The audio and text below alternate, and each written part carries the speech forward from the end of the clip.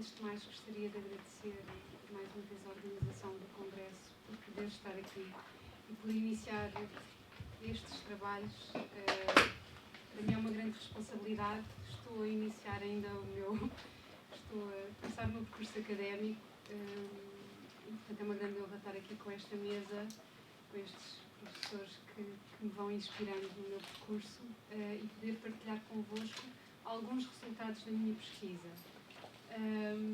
Eu estou a trabalhar a recepção de Aristóteles no século XVIII em Portugal. Portanto, o trabalho que vos apresento insere-se na investigação da minha tese de doutoramento, que ainda não terminei, está em curso, está quase terminada, mas este quase é sempre um quase muito longo. Como o professor José Eduardo costuma dizer, as teses de doutoramento não se terminam, abandonam-se. Eu ainda estou nessa fase. E, portanto, gostaria de partilhar aqui algumas considerações convosco e recolher as vossas sugestões também para poder enriquecer também o meu estudo. Prometo tentar não exceder o meu tempo, até porque eu sou uma pessoa que funciona com o estômago cheio, portanto não quero reduzir a hora de almoço de forma nenhuma.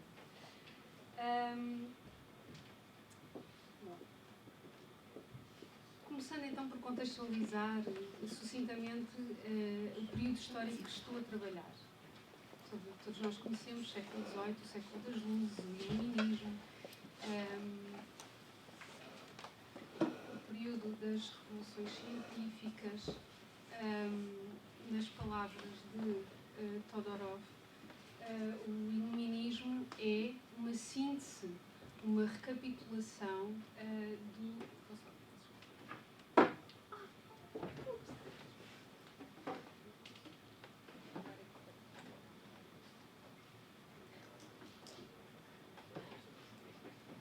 Enquanto liga, estava a dizer nas palavras de Todorov, o iluminismo é uma síntese, é uma recapitulação de uma tradição precedente, de toda uma revolução científica que se vem processando, sobretudo desde o século XVII, mas também antes disso, mas sobretudo desde o século XVII, e o iluminismo vai agarrar nessa tradição e vai consolidá-la.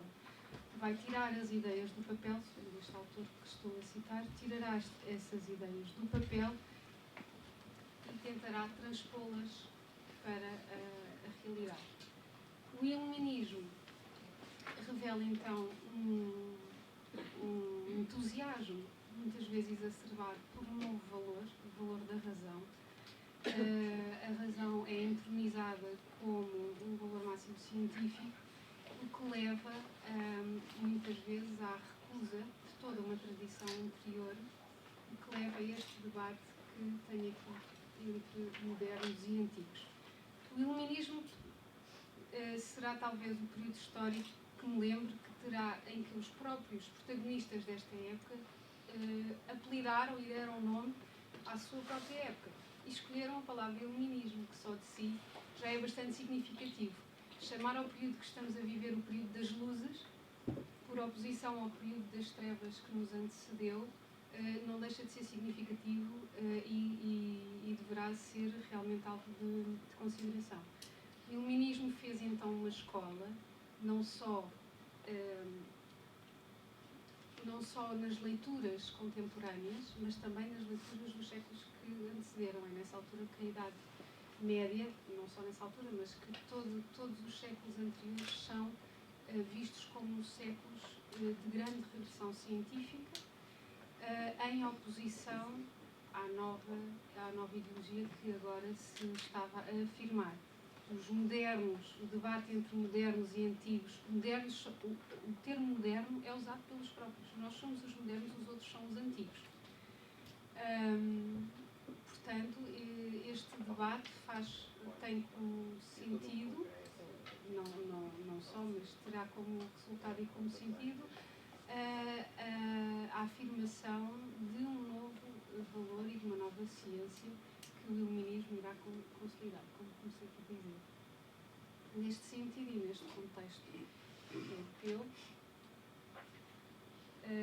o iluminismo em Portugal conhece uma das suas figuras mais fortes, a figura do Marquês de Pombal, do reinado de Dom José I. coloquei aqui apenas algumas datas que, para o meu caso, me parecem mais interessantes. São datas, sobretudo, que se relacionam com a reforma da Universidade de Coimbra.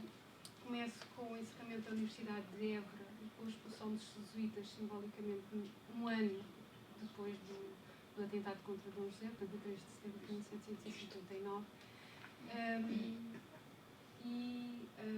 A criação do Colégio Real dos Nobres, a Junta de Previdência Literária que irá fazer um diagnóstico da Universidade de Coimbra, publicado depois em 71 no compêndio histórico, e por fim a aprovação dos novos estatutos da Universidade de Coimbra, que darão início a uma reforma mais acentuada, que na linha de pensamento Marquês de Pombal, como diz Manuel Antunes, europeizar Portugal, ou seja, teríamos o objetivo. Então, vou passar a contextualização, que isto não é minimamente importante, e temos aqui um especialista no período pombalino, que é o meu orientador e que certamente vos poderá esclarecer melhor. Portanto, isto para dizer que, de facto, Marquês de Pombal tentava colocar Portugal ao nível das grandes academias europeias. E, portanto, estas datas que eu escolhi refletem no ensino, e na parte que a mim me afeta mais, refletem precisamente esse ideal.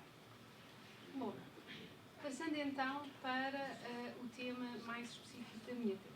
Quando comecei a ler as fontes portuguesas do século XVIII, devo dizer que, mais uma vez, reforço que há muito trabalho a fazer na publicação das nossas fontes. Estão muito encerradas em bibliotecas, o acesso às vezes é bastante difícil. Quando comecei a ler as fontes portuguesas, dei conta que teria de fazer uma grande diferenciação. Uma diferenciação, sobretudo, de discursos. Portanto, estas fontes foram selecionadas, são fontes que falam de Aristóteles, como é evidente, e das suas obras. Portanto, há um discurso mais filosófico, onde há um debate de ideias. Eu já vos vou mostrar algumas citações para poder demonstrar isso mesmo. Há um discurso onde há um debate de ideias, é um discurso que não é apaixonado, portanto, em que a razão aí sim impera e em que há um espírito verdadeiramente crítico, alegadamente crítico em alguns casos, e há um discurso de algumas obras, sobretudo aí sim do período pombalino, que são obras que refletem uma determinada propaganda política, que se prende sobretudo com um ideário pombalino que resultará na expulsão dos jesuítas. Portanto, os jesuítas passam a representar todo o retrocesso científico de Portugal e por isso são mitificados e são relegados e são expulsos de Portugal e depois até extintos. E, portanto, Aristóteles também entra nestes textos e é caracterizado de uma maneira diferente dos textos que ali pus na primeira parte. Na primeira parte temos os textos de Verneuil, de João Batista, de Manuel de Azevedo Fortes, de Teodoro de Almeida, e na segunda parte eu colocarei textos como o Compêndio Histórico da Universidade de Coimbra, os Estatutos da Universidade, a Dedução Cronológica, portanto, que são obras que têm, de facto, este ideário por trás. Para terem alguma ideia, aqui pus duas citações de Verneuil, não as vou ler, é só para terem ideia do registro que é usado. Portanto, é feita uma crítica, mas uma descrição, uma exposição de Aristóteles, portanto, a respeito dos silogismos compostos.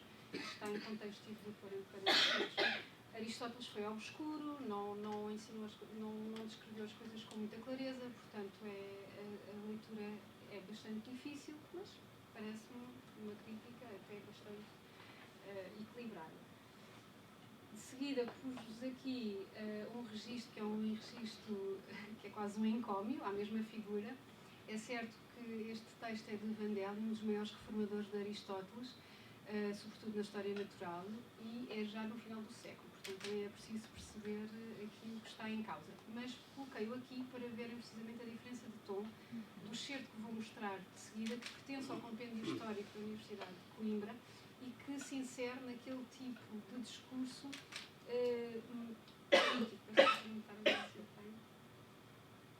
em que a figura de Aristóteles é atacada de maneira quase visceral e até um pouco anacrónica. Dizer que Aristóteles era ateu e não acredita em Deus enfim, não estamos a dizer que ele é pagão, não é? Portanto, há aqui um ataque quase pessoal e unilateral, porque Aristóteles nem sequer tem capacidade para responder, não é? Portanto, esta é a grande diferença de discursos que existem, para mim, que existem no século XVIII. Passando então para as grandes linhas da recepção de Aristóteles, integradas, que depois se vão refletindo nestes textos, estas linhas que vos trago, estas 3 leituras, são leituras transversais. Portanto, eu na minha tese depois irei aprofundar áreas temáticas como a lógica, a metafísica e a física, mas aqui, por causa do tempo, optei apenas por caracterizar o anti-aristotelismo de uma forma genérica. E estas linhas, vou já quase terminar, atravessam toda a recepção de Aristóteles, nos textos de sentidos. Há uma crítica à sua tradição manuscrita, portanto é preciso perceber que o século XVIII é o embrião da crítica textual, e sobretudo no que se refere às obras aristotélicas, a primeira grande obra crítica textual de Aristóteles é precisamente do século XIX. Portanto, estamos numa fase em que a autoria dos textos, a corrupção dos textos, a maneira como o texto nos chega é de facto muito importante. Aristóteles é também, existe a consciência de Aristóteles como homem do seu tempo, já vos vou mostrar alguns textos, portanto é um homem antigo, e a grande crítica que vai realmente também caracterizar o anti-aristotelismo no século XVIII é realmente a leitura escolástica das obras de Aristóteles. Exemplificando, para vos abrir um bocadinho o apetite, tenho aqui um texto de Teodoro de Almeida, da Recriação Filosófica, que não é muito recreativo, portanto, onde ele refere realmente que as obras de Aristóteles, aquilo é uma grande atrapalhada, não sabe muito bem onde estiveram, para onde é que foram, chegaram de forma fragmentária, ainda por cima os copistas não foram nada eficientes, treparam aquilo tudo, havia lacunas, portanto, há aqui, reflete de facto aquela consciência, aquele início de consciência de crítica textual que depois se vai refletir nas edições que vão ser estabelecidas posteriormente, sobretudo dos autores clássicos. E portanto isto coloca uma grande questão: que Aristóteles é que estamos a ler? Que Aristóteles é que foi transmitido ao longo destes séculos? É pertinente continuar a estudar Aristóteles? Existe? Não existe? E portanto isto será um grande argumento para pôr de parte todo aquele legado antigo. Como exemplo da segunda linha de leitura, da consciência de que Aristóteles é um homem do seu tempo, tenho aqui mais uma vez Teodoro de Almeida na Recriação Filosófica, portanto é um homem, erra, ainda bem, que há essa consciência. Também Verney dirá que de facto Aristóteles não tinha os instrumentos tecnológicos que foram inventados sobretudo a partir de Galileu, e portanto ele não poderia tirar conclusões que foram tiradas posteriormente, e portanto é desculpável, digamos assim, se a culpa aqui pode ser aplicável, não é? Mas de facto, mais uma vez se coloca a questão: então se ele errou e se já não se aplica, se já é obsoleto, vale a pena continuar a estudar Aristóteles? Vamos continuar a estudar Aristóteles?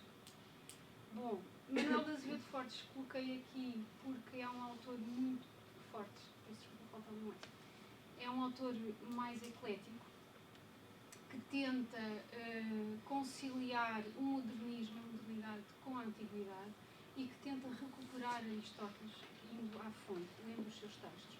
E ele aponta não só para esta questão de Aristóteles ser um autor antigo, mas também para a carga semântica das palavras que foram usadas no seu tempo, alegando que muitos autores traduziram Aristóteles e leram Aristóteles, e que continuam a ler Aristóteles no seu tempo, sem ter consciência da carga semântica e da mudança de carga semântica de palavras como demónio, heresia, tirania e imperador.